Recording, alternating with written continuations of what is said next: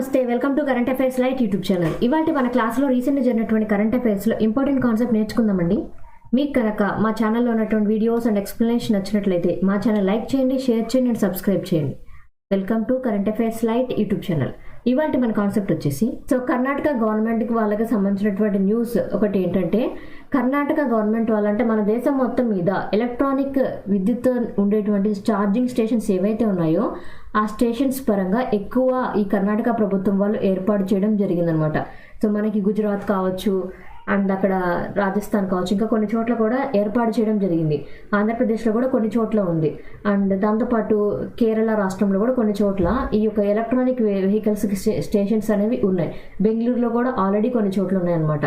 So ఎప్పుడైతే కర్ణాటక రాష్ట్రంలో ఎక్కువ శాతం ఎలక్ట్రానిక్ ఛార్జింగ్ చేసేటువంటి ఈవీ స్టేషన్స్ అనేవి ఎక్కువగా ఏర్పాటు చేశారో వాటిని గుర్తించబడ్డాయి అన్నమాట. సో కర్ణాటకలోనే ఇలా జరిగింది అంటే, ఎక్కువ వాళ్ళు ఎందుకు ఇంప్లిమెంట్ చేయగలిగారంటే, అక్కడ కర్ణాటక ప్రభుత్వం వాళ్ళు nearly 5,765 public EV charging stations అనేవి ఏర్పాటు చేశారు అనమాట. అంత ఎక్కువ మొత్తంలో ఏర్పాటు చేశారు కాబట్టి ఈ రికగ్నిషన్ అనేది కర్ణాటక ప్రభుత్వం వాళ్ళు తీసుకోగలిగారు. అండ్ 85% ఆఫ్ పాపులేషన్ ఏదైతే ఉందో ఆ పాపులేషన్ వరకు కూడా బెంగళూరు ప్రాంతంలో ఉన్నటువంటి, అది కూడా అర్బన్ డిస్ట్రిక్ట్స్లో ఉన్నటువంటి ప్రాంతాల్లో ఈ ఎలక్ట్రానిక్ ఛార్జింగ్ స్టేషన్స్ అనేవి ఏర్పాటు చేయడం ద్వారా ఎక్కువ మంది వాటిని వినియోగించుకోవడానికి ఉపయోగపడింది అనమాట. అండ్ ఇది కూడా ఏంటంటే, ఫేమ్ సిస్టమ్ ఏదైతే ఉందో ఈ వెహికల్స్కి సంబంధించినటువంటి సిస్టమ్ అనమాట, దానికి కూడా హెల్ప్ అవుతుంది. సో ఈ ఫేమ్ సిస్టమ్ ఏదైతే ఉందో అది లాస్ట్ ఇయరే ఇంట్రడ్యూస్ చేశారు. సో ఫేమ్ సిస్టమ్ వచ్చేసరికి faster adoption of electric vehicle system అనమాట. So faster adoption and manufacturing of electric vehicles అంట. ఫాస్టర్ అడాప్షన్ ఆఫ్ మ్యానుఫ్యాక్చరింగ్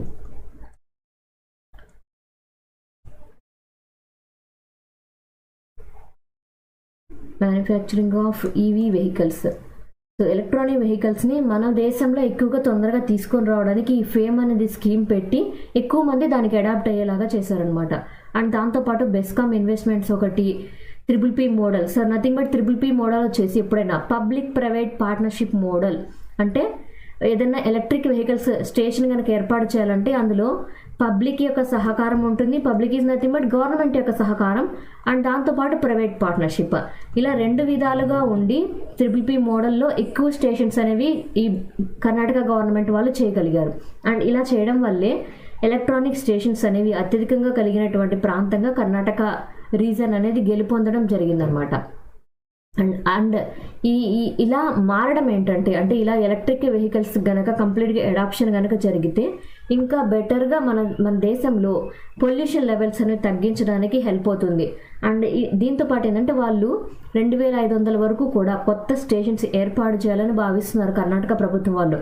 ఇందుకోసం నియర్లీ 35 కోట్ల రూపాయలు కూడా కేటాయించారనమాట, ఇలా కొత్తగా ఎలక్ట్రిక్ ఛార్జింగ్ స్టేషన్స్ అనేవి ఏర్పాటు చేయడం కోసం. అండ్ 100 స్టేషన్స్ కోసం 35 కోట్ల రూపాయలు అనేవి వాళ్ళు కేటాయించుకోవడం జరిగింది. ఎలక్ట్రిసిటీ కంపెనీస్ ఏవైతే ఉంటాయో వాటి సహకారం తీసుకొని ఇలా ఎలక్ట్రిక్ ఛార్జింగ్ స్టేషన్స్ అనేవి ఎక్కువగా ఏర్పాటు చేయడం ఎక్కడ జరిగింది రీసెంట్ టైంలో అంటే, కర్ణాటకలో జరిగింది. చైనా వాళ్ళు కొత్తగా 11 న్యూక్లియర్ రియాక్టర్స్ని ఏర్పాటు చేస్తున్నట్లుగా తెలియజేశారన్నమాట. వాటి యొక్క మొత్తం విలువ ఎంత అంటే $31 బిలియన్.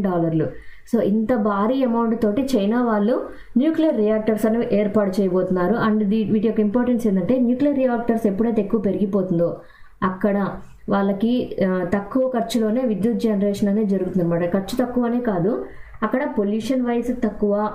అండ్ మనం ఎప్పుడైనా సరే జల విద్యుత్ శక్తి మీద ఆధారపడ్డామంటే, హైడ్రో ఎలక్ట్రిసిటీ మీద మనం ఆధారపడి ఉన్నామంటే మనకి ఎంతో కొంత ఇబ్బంది అనమాట. ఎందుకంటే ఫ్యూచర్ టైంలో మనకి వాటర్ అనేది తగ్గిపోతుంది. సో వాటర్ తగ్గిపోతూ ఉంది, దాంతోపాటు మనకి ఉన్నటువంటి సిచ్యువేషన్ ఏంటంటే బొగ్గు నిల్వలు కూడా తగ్గిపోతూ ఉన్నాయి.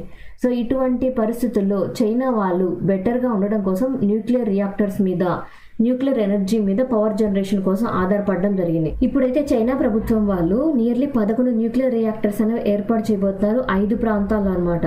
సో 5 ప్రాంతాల్లో ఏర్పాటు చేయబోయేటువంటి వీటి యొక్క మొత్తం విలువ ఎంత అంటే $31 బిలియన్ అమౌంట్ తోటి 5 చోట్ల న్యూక్లియర్ రియాక్టర్స్ అనేవి ఏర్పాటు చేయబోతున్నారు. ఎక్కడెక్కడంటే జియాంగ్సు, షాంగ్డాంగ్, గుయాంగ్డాంగ్, జేయాంగ్ అండ్ గుయాంగ్జీ, అండ్ ఇలా 5 ప్లేసెస్లో ఏర్పాటు చేయబోయేటువంటి న్యూక్లియర్ రియాక్టర్స్ ఏవైతే ఉన్నాయో వాటి ద్వారా చైనా యొక్క అటమిక్ ఎనర్జీ ద్వారా వచ్చేటువంటి ఎనర్జీ లెవెల్స్ అనేవి పెరగబోతున్నాయి. అంటే విద్యుత్ ఉత్పత్తి అనేది ఇలా అటమిక్ ఎనర్జీ నుంచి వాళ్ళు తీసుకొని రాబోతున్నారు. అండ్ ఇది ఎందుకోసం అంటే పొల్యూషన్ తగ్గించడానికి కూడా, ఎమిషన్స్ అనేవి కూడా తగ్గించవచ్చు. ఎలా అంటే థర్మల్ పవర్ మీదకి వెళ్ళటం లేదు కాబట్టి మనకి ఎమిషన్స్ అనేవి చాలా వరకు తగ్గిపోతాయి. సో బొగ్గు గనుల నిల్వలు అనేవి తగ్గిపోతున్నప్పుడు ఇలా న్యూక్లియర్ రియాక్టర్స్ వైపు వెళ్ళినప్పుడు ఏంటంటే థర్మల్ ఎనర్జీ వల్ల మనకి ఎక్కువ శాతం పొల్యూషన్ అనేది క్రియేట్ అవుతుంది. కాబట్టి అది మనం తీసేసినప్పుడు న్యూక్లియర్ ఎనర్జీ వైపు ఉన్నప్పుడు మనకి పొల్యూషన్ లెవెల్స్ అనేవి బాగా తగ్గిపోతాయి అన్నమాట. సో ఇలా చేయడం ద్వారా ఏంటంటే చైనా ఇక మీదట ఫ్రాన్స్ అండ్ యుఎస్ ఏదైతే ఉందో వాటిని దాటి పవర్ జనరేషన్ అనేది చేయబోతుంది. ఎస్పెషల్లీ అటమిక్ పవర్ జనరేషన్ ఏదైతే ఉందో వాటి విషయంలో ఫ్రాన్స్ని అండ్ యుఎస్ని బీట్ చేసి ముందంజలోకి చైనా వెళ్ళబోతుంది అనమాట. సో అందుకోసమే కొత్తగా 11 న్యూక్లియర్ రియాక్టర్స్ అనేవి ఏర్పాటు చేయబోతున్నారు. ఎన్ని ప్రాంతాల్లో అంటే 5 ప్రాంతాల్లో. ఎక్కడ ఏ దేశంలో ఇలా చేయబోతున్నారంటే చైనా అనమాట. సో చైనాలో అటమిక్ పవర్ ఎనర్జీ అనేది బెటర్గా పెంచుకోబోతున్నారు. ఇండియా అండ్ శ్రీలంక కలిసి ఒక మెమోరాండం ఆఫ్ అండర్స్టాండింగ్ మీద సైన్ చేయడం జరిగింది. ఇది ఎందుకోసం అంటే ఎల్ఎన్జీ ఇన్ఫ్రాస్ట్రక్చర్ని బెటర్గా మార్చడం కోసం. శ్రీలంకలో ఎల్ఎన్జీ వచ్చేసి లిక్విఫైడ్ న్యాచురల్ గ్యాస్ అంటాం. సో మన సహజ వాయువు. సో సహజ వాయువు అనేది మనం ఏదైతే చూస్తూ ఉంటామో మనం ఎవ్రీడే మనం యూజ్ చేసేటువంటి సిలిండర్స్ ఏవైతే ఉంటాయో వాటన్నిటిలో ఉండేది కూడా ఈ ఎల్ఎన్జీ గ్యాస్ అనమాట. సో ఈ ఎల్ఎన్జీ గ్యాస్ ఏదైతే ఉందో దాన్ని అన్ని చోట్ల బెటర్గా వాడుకోవాలి అంటే వాళ్ళ దేశంని అభివృద్ధి చేసుకోవడానికి లిక్విఫైడ్ న్యాచురల్ గ్యాస్ ఏదైతే ఉందో దాన్ని బెటర్గా తీసుకొని రావడం కోసం శ్రీలంక వాళ్ళు మన దేశంతో ఒక ఒప్పందం అనేది చేసుకున్నారనమాట. దీని యొక్క అంశాలు కూడా తెలుసుకుందాం. సో ఈ యొక్క మీటింగ్ వచ్చేసి ఈ మధ్య కాలంలో 20th ఆగస్టున జరిగిందనమాట. ఈ యొక్క మీటింగ్ యొక్క ఉద్దేశం ఏంటంటే 2 దేశాలు అంటే మన దేశానికి చెందినటువంటి పెట్రోనెట్ కంపెనీ అనమాట. ఇదేంటంటే ఎల్ఎన్జీని తయారు చేసేటువంటి కంపెనీ. సో ఈ పెట్రోనెట్ కంపెనీ అండ్ శ్రీలంకకు సంబంధించినటువంటి ఒక విభాగం అవి 2 కలిసి మెమోరాండం ఆఫ్ అండర్స్టాండింగ్ చేసుకున్నాయి. ఎందుకంటే శ్రీలంకలో ఉన్నటువంటి కొలంబోలో ఎల్ఎన్జీ ఇన్ఫ్రాస్ట్రక్చర్ అనేది బెటర్గా మార్చడం కోసం. అంటే ఇక్కడ గ్యాస్ని ఉత్పత్తి చేసి అందరికీ సరఫరా చేసే విధంగా ఒక ఫిర్మ్ని నథింగ్ బట్ ఒక ఇండస్ట్రీని ఏర్పాటు చేయడం, దాని ద్వారా అందరికీ సప్లై చేయడం అనేది దీని యొక్క ఇంపార్టెన్స్ అనమాట. అండ్ శ్రీలంక యొక్క సస్టైనబుల్ ఎనర్జీ ఏదైతే ఉందో సస్టైనబుల్ ఎనర్జీ గోల్స్ అంటాం. అంటే అందరికీ కూడా ఈ యొక్క ఎల్ఎన్జీ అనేది అందరికీ అందుబాటులో వచ్చిందంటే ఎంతో కొంత వాళ్ళకి ఉపయోగపడుతుంది అనమాట. సో అలా ఉపయోగపడడం కోసం ఇలా చేశారు. అంటే శ్రీలంక వాళ్ళకి సస్టైనబుల్ ఎనర్జీ గోల్స్ ఏవైతే ఉన్నాయో వాటిని సాధించడం అనమాట. ఏ యొక్క సస్టైనబుల్ ఎనర్జీ గోల్స్ అక్కడ జనరల్గా మనకి ఎల్ఎన్జీ అనేది పెట్టామంటే అక్కడ పొల్యూషన్ లెవెల్స్ అనేవి తగ్గిపోతాయి. సో పొల్యూషన్ లెవెల్స్ తగ్గిపోయాయంటే మనం చేసింది ఏంటి, అక్కడ ఎన్విరాన్మెంట్ వైజ్ మన సస్టైనబిలిటీని సాధించడం కోసం ఇలా లిక్విఫైడ్ న్యాచురల్ గ్యాస్లోకి అడాప్ట్ అవుతాం అనమాట. సో ఎన్విరాన్మెంట్ పరంగా అవసరమైనటువంటి సుస్థిర అభివృద్ధి లక్ష్యాలను సాధించడానికి శ్రీలంకకి ఇలా ఒక పవర్ ప్లాంట్ని ఏర్పాటు చేసుకోవడం అనేది ఉపయోగపడింది. ఇందులో ఏంటంటే 1000+ మెగావాట్ల సామర్థ్యం కలిగినటువంటి liquefied natural gas power plant అనేది కొలంబోకి దగ్గరలో ఏర్పాటు చేస్తున్నారు. అప్పుడు శ్రీలంకలో కూడా ఒక ఎల్ఎన్జీకి సంబంధించినటువంటి ఒక పవర్ ప్లాంట్ అనేది ఏర్పాటు చేయబోతున్నారు. అండ్ ఇక్కడ మెమోరాండం ఆఫ్ అండర్స్టాండింగ్లో ఏంటంటే ఈ లిక్విఫైడ్ న్యాచురల్ గ్యాస్కి సంబంధించినటువంటి ఏదైతే ఉందో అవి తయారు చేయబడేవి జనరల్గా మనం ఎక్కువగా వాడుతుండేది అంటే ఇళ్లల్లోనే కాదు, అక్కడ చాలా చోట్ల అవసరమైనటువంటి ప్లేసెస్లో అండ్ ఫ్యాక్టరీస్కి కూడా ఉపయోగపడే విధంగా వాళ్ళు తయారు చేస్తున్నారనమాట. అండ్ ఈ యొక్క మీటింగ్ ఏదైతే ఉందో ఆ మీటింగ్లో శ్రీలంకకి చెందినటువంటి పవర్ మినిస్టర్ అండ్ మన భారతదేశం యొక్క డిప్యూటీ హై కమిషనర్ కూడా ఇందులో పాల్గొనడం జరిగింది. So deputy high commissioner is nothing but మన దేశం నుంచి ప్రాతినిధ్యం వహించేటువంటి వ్యక్తి అనమాట. సో ఇక్కడ మన దేశం నుంచి ప్రాతినిధ్యం వహించేటువంటి వ్యక్తుల్లో హై కమిషనర్ ఒకళ్ళు ఉంటారు. హై కమిషనర్ తర్వాత ఉప పదవి అనమాట డిప్యూటీ హై కమిషనర్ ఉంటారు.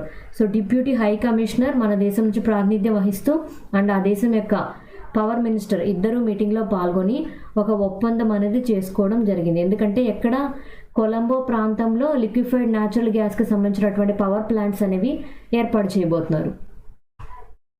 సో కట్టర్ అనేటువంటి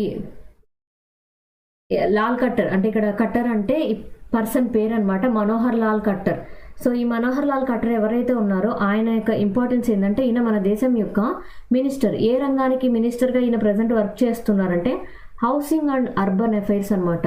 సో మనోహర్ లాల్ ఖట్టర్ గారు హౌసింగ్ అండ్ అర్బన్ అఫైర్స్కి మినిస్టర్గా ఉన్నారు. ఈయన ఈ మధ్య కాలంలో ఒక ఆన్లైన్ ప్లాట్ఫామ్స్ అనేవి లాంచ్ చేయడం జరిగింది. ఏవేవి ఆయన ఆన్లైన్ ప్లాట్ఫామ్స్ డిజైన్ చేసినవి లాంచ్ చేశారంటే ప్రాంప్ట్ ఒకటి, డ్రిప్స్ ఒకటి, జల విద్యుత్ డిపిఆర్ అనమాట. వీటి గురించి కూడా మనం డీటెయిల్డ్గా చూద్దాం.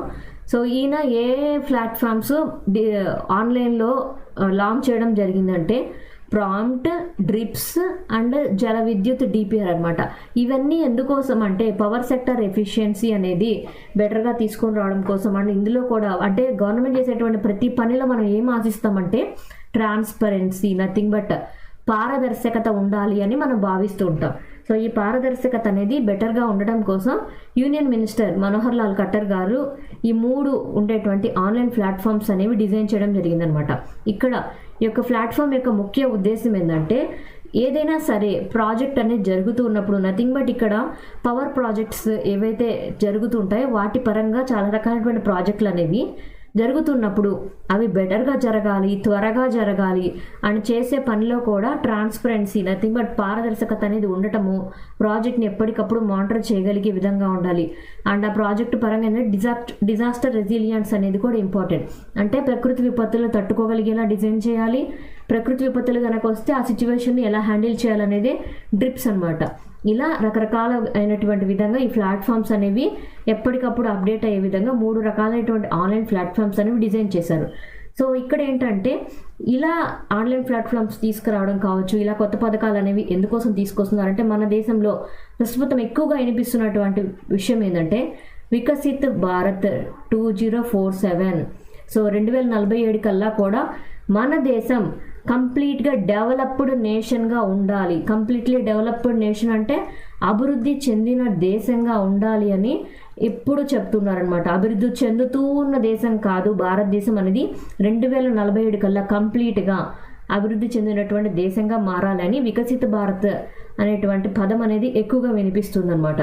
సో దీనిలో ఏంటంటే పవర్ డిమాండ్స్, మన దేశానికి అవసరమైనటువంటి విద్యుత్ శక్తి కావచ్చు, పవర్ జనరేషన్ ఏదైతే ఉందో దాన్ని సాధించే విధంగా ఎటువంటివి జరుగుతున్నాయో కూడా ఎప్పటికప్పుడు తెలుసుకోవడానికి మనకి ఈ యొక్క ఆన్లైన్ ప్లాట్ఫామ్స్ అనేవి ఉపయోగపడతాయి అనమాట. ఏవైతే పోర్టల్స్ 3 లాంచ్ చేయడం జరిగిందో వాటిలో ఫస్ట్ వన్ ఏంటంటే ప్రాంప్ట్ అనమాట. సో ఈ ప్రాంప్ట్ అనే దాని యొక్క ఇంపార్టెన్స్ ఏంటంటే portal for online monitoring of projects thermal allows అనమాట. అంటే థర్మల్ పవర్ ప్రాజెక్ట్స్ ఏవైతే జరుగుతుంటాయో వాటిని ఎప్పటికప్పుడు చెక్ చేయడానికి, అంటే అది సరిగ్గా వర్క్ అవుతుందా లేదా, అక్కడ నుంచి ఎంత కరెంట్ జనరేషన్ జరుగుతుంది, పవర్ జనరేషన్ ఎంత జరుగుతుంది, ఎంత థర్మల్ పవర్ స్టేషన్స్ ఎంత యాక్యురేట్గా వర్క్ చేస్తున్నాయి, లేదా వాటికి ఏమన్నా ఇబ్బందులు ఉన్నాయా, ఇలా అన్ని అంశాల పరంగా ఎప్పటికప్పుడు ట్రాకింగ్ చెక్ చేయడం కోసం ఈ ప్రాంప్ట్ అనేటువంటి పోర్టల్ ఉపయోగపడబోతుంది అనమాట. అండ్ ఇక్కడ కనుక ఏదన్నా ప్రాబ్లం కనుక ఉంది అంటే కన్స్ట్రక్షన్ చేసేటప్పుడైనా, ఫర్ ఎగ్జాంపుల్ ఒక థర్మల్ పవర్ స్టేషన్ కనుక ఏర్పాటు చేస్తూ ఉన్నారంటే ఈ థర్మల్ పవర్ స్టేషన్ ఏర్పాటు చేసేటప్పుడు కన్స్ట్రక్షన్ వైజ్ కావచ్చు, చేసిన తర్వాత కూడా పొల్యూషన్ వైజ్ అయినా లేదా అక్కడ ట్రాన్స్పోర్టేషన్ వైజ్ అయినా ఎక్కడైనా సరే ఏదైనా ప్రాబ్లం వస్తుందంటే దాన్ని కరెక్ట్గా ఐడెంటిఫై చేసి రెక్టిఫై చేసే విధంగా ఈ ఆన్లైన్ ప్లాట్ఫామ్లోనే కంప్లైంట్ చేయడం కావచ్చు, సొల్యూషన్ కావచ్చు, అన్నీ వెంటనే ఇవ్వబడతాయి అనమాట. అది ప్రాంప్ట్ యొక్క ముఖ్య ఉద్దేశం. And drips. సో డ్రిప్స్ అనేటువంటి ఆన్లైన్ ప్లాట్ఫామ్ ఏదైతే ఉందో దాని యొక్క ఇంపార్టెన్స్ ఏంటంటే పవర్ సెక్టార్లో అది కూడా డిజాస్టర్స్ జరిగినప్పుడు ఎలా స్పందించాలి, ఏ విధంగా సహాయపడాలి అనేది దీని యొక్క ఇంపార్టెన్స్ అనమాట. సో డ్రిప్స్ వచ్చేసి డిజాస్టర్ రెసిలియంట్ ఇన్ఫ్రాస్ట్రక్చర్ అనమాట, అది కూడా పవర్ సెక్టార్లో. సో ఇది ఏ విధంగా ఎక్కడ ఏదైనా సరే పవర్ ప్రాబ్లమ్స్ వస్తే నథింగ్ బట్ మనకి పవర్ సప్లైలో కనుక ఏదైనా ప్రాబ్లమ్స్ వచ్చాయి, ఎట్లాంటి టైంలో మనకి ఏదైనా ప్రకృతి విపత్తులు జరిగినప్పుడు పవర్ సప్లై కనెక్షన్స్లో కావచ్చు, ఇబ్బందులు కావచ్చు వచ్చినాయంటే లైక్ సైక్లోన్స్ కావచ్చు, తుఫాన్లైనా, భూకంపాలైనా లేదా వరదలైనా ఇలాంటివి జరిగినప్పుడు ఏమవుతుందంటే అక్కడ సప్లై కనెక్షన్స్ అనేవి మొత్తం డిస్టర్బ్ అయిపోతాయి, కొన్ని కొట్టుకొని వెళ్ళిపోతాయి. అక్కడ మళ్ళీ మొత్తం కంప్లీట్గా ఇంతకు ముందులాగా మళ్ళీ డిజైన్ చేయాలి, మొత్తం పవర్ కేబుల్స్ కావచ్చు ఇవన్నీ మళ్ళీ ఏర్పాటు చేయాలంటే ఈ డ్రిప్స్ యొక్క ఆన్లైన్ ప్లాట్ఫామ్లో ఒక్కసారి నోటిఫికేషన్ చేసి అక్కడ వాళ్ళకి అప్లై చేసుకుంటే మనకి ఎక్కడైతే అవసరమో ప్రాబ్లం అనేది అరైజ్ అయిందో అక్కడ వెంటనే పవర్ సప్లై కనెక్షన్స్ అనేవి పునరుద్ధరిస్తారనమాట. అది ఈ డ్రిప్స్ ఆన్లైన్ ప్లాట్ఫామ్ యొక్క ఇంపార్టెన్స్. అండ్ థర్డ్ వన్ వచ్చేసి జల విద్యుత్ డిపిఆర్. సో జల విద్యుత్ డిపిఆర్ ఎందుకోసం అంటే hydro electric power stations projects ఏవైతే ఉన్నాయో వాటి పరంగా ఎప్పటికప్పుడు చెక్ చేస్తారు. ఫర్ ఎగ్జాంపుల్ సర్వేయింగ్ ఉంటుంది, ఇన్వెస్టిగేటింగ్ యాక్టివిటీస్ కూడా ఇందులో మెయిన్గా ఉంటుంది అనమాట. కొత్తగా ఒక హైడ్రో ఎలక్ట్రిక్ ప్రాజెక్ట్ కనుక వచ్చింది, సో అక్కడ పంపింగ్ స్టోరేజ్ ఎంత ఉంది అండ్ దాంతోపాటు రియల్ టైం అప్డేట్స్ ఎలా ఉన్నాయి అంటే అక్కడ సరిగ్గా వర్క్ అవుతుందా లేదా ఆ ప్రాజెక్ట్ కనుక వినియోగంలోకి వస్తే అక్కడ ప్రాజెక్ట్ వినియోగంలోకి వచ్చాక ప్రతిరోజు ఎంత పవర్ జనరేషన్ జరుగుతుంది, జనరేట్ అయిన పవర్లో ఎంత సేవ్ చేస్తున్నారు, ఎంత ట్రాన్స్ఫర్ చేస్తున్నారు, లేదా ఎంత డిస్కౌంట్ వాల్యూ తోటి దాన్ని సేల్ చేస్తున్నారు, ఇలా అన్ని అంశాలను కూడా జల విద్యుత్ డిపిఆర్లో పొందుపరుస్తారనమాట. ఇది ఎందుకోసం అంటే ఎస్పెషల్లీ జల విద్యుత్ అన్నారు కదా, జల విద్యుత్ is nothing but hydro electric power generation projects ఏవైతే అంటే వాటిని మానిటర్ చేయడం కోసం ఇటువంటిది. సో ప్రాంప్ట్ ఒకటి, డ్రిప్స్ ఒకటి అండ్ దాంతోపాటు జల విద్యుత్ డిపిఆర్, ఇలా 3 ఆన్లైన్ ప్లాట్ఫామ్స్ ద్వారా పవర్ ప్రాజెక్ట్స్ని ఎప్పటికప్పుడు చెక్ చేయడం కోసమే ఇలా ఏర్పాటు చేశారు. Thank you for watching my video. మీకు కనుక నా వీడియో ఎక్స్ప్లెనేషన్ నచ్చినట్లయితే నా వీడియోస్ లైక్ చేయండి, షేర్ చేయండి అండ్ సబ్స్క్రైబ్ చేయండి. మీకు నా వీడియోస్ ఏ విధంగా అనిపిస్తున్నాయో నాకు కామెంట్ సెక్షన్లో తెలియజేయండి. Thank you for watching my video. Thank you.